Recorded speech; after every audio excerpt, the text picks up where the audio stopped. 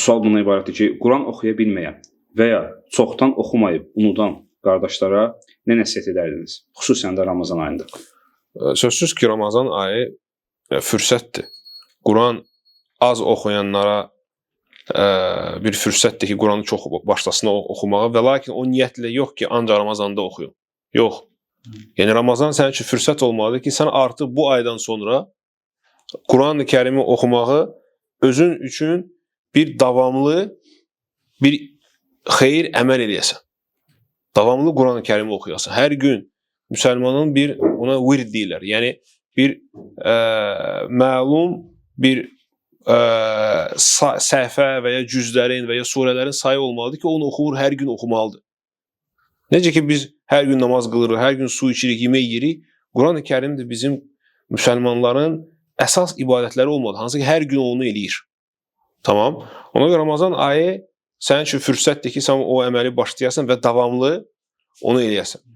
Quran-ı Kərimi oxuya bilməyənlərə nəsihət bu aydan yəni, faydalanmaqdır. Yəni, sən artıq Ramazanda faydalanmadın, Quran-ı Kərimi öyrənmədin, nə vaxt öyrənəcəksən? Hansı ki, bu ay Quran ayıdır. Allah Subhanahu taala deyir ki, "Şəhr Ramazanəl-ləzi unzile fi'l-Qur'an." Bu o aydır ki, Ramazan ayı Quran-ı Kərim nazil olub bu ayda. Və Peyğəmbər sallallahu əleyhi və səlləm ona görə hər Ramazan Cəbrail əleyhissalam gələrdi onun yanına, onu Quran oxuyardı. Nə qədər Quran-ı Kərimi bilirdi, əzbərləyirdi, onları oxuyurdu.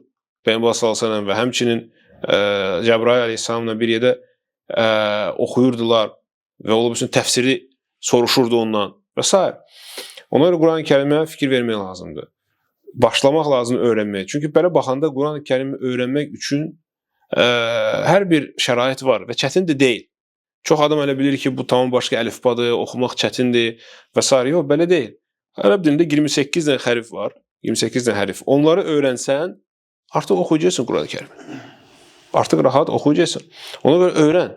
Yəni, bir ay bəsdir ki, Quran-ı Kərimi öyrənəsən oxumağa. Düzdür, tez oxumayacaqsan, amma artıq sən bundan sonra necə deyirlər, praktika lazımdır. Yəni, davamlı oxuyasan ki, sürət də artsın. Və həmçinin bil ki, sən əgər Quran-ı Kərimi təzə başlamısan oxumağa və çətinlik çəkirsən Quran-ı Kərimi oxumağa, bil ki, bu əksinə sənin savabı artırır. Ona görə Peyğəmbər sallallahu əleyhi və səlləm buyurur, hədislərin birində deyir ki, "Əl-ləzi yəqra'l Qur'an və huve mahirun bihi ma'as-safaratil kiramil barara." Yəni o kəs ki, Quran-ı Kərimi gözəl, sərbəst oxuyur, o yəni salih mələklərlə bir yerdədir. Sonra Peyğəmbər sallallahu deyir ki, "Vəl-ləzi yəqra Qur'an və yətəta'u fihi və huve aleyhi şaq fələhu əcran."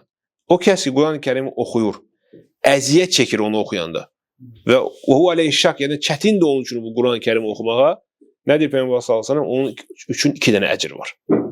Yəni təsəvvür elə, sən birinci Quran-ı Kərimi oxuyursan, bundan əcr götürürsən, savab götürürsən. İkinci də çətinlik çəkirsən deyənə, bu çətinliyə görə Allah Subhanahu taala sənə ayrıca savab ver. Ona görə bu fürsətdən istifadə elə və bil ki, Quran-ı Kərimi oxumaq ən xeyir əməllərdəndir. Peyğəmbər sallallahu əleyhi və səlləm deyir ki, "Xeyrukum men ta'allama'l Qur'an və 'allama." Sizin ən xeyriniz o kəsdir ki, Quranı özü öyrənir və yaxud cəmaata öyrədir. Ən xeyir əməldir. Peyğəmbər sallallahu əleyhi və səlləm sizin ən xeyriniz bu əməlləri eləyəndir. Quranı oxuyan və öyrədən. Və həmçinin Peyğəmbər sallallahu əleyhi və səlləm deyir ki, Quranı oxuyun. "Fəinnehu ya'ti yawmal qiyamah şəfi'an li sahibihi." Çünki deyir, o əməl, Quran-ı Kərimi oxumaq, bu əməl özü şəfaətçi gələcək.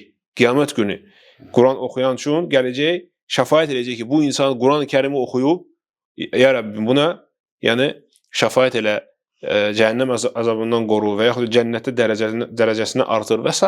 Quran-ı Kərimi oxumaq böyük ibadətlərdəndir, hansı ki, müsəlman qafil olmamalıdır. Bu ibadətə xüsusi diqqət verməlidir.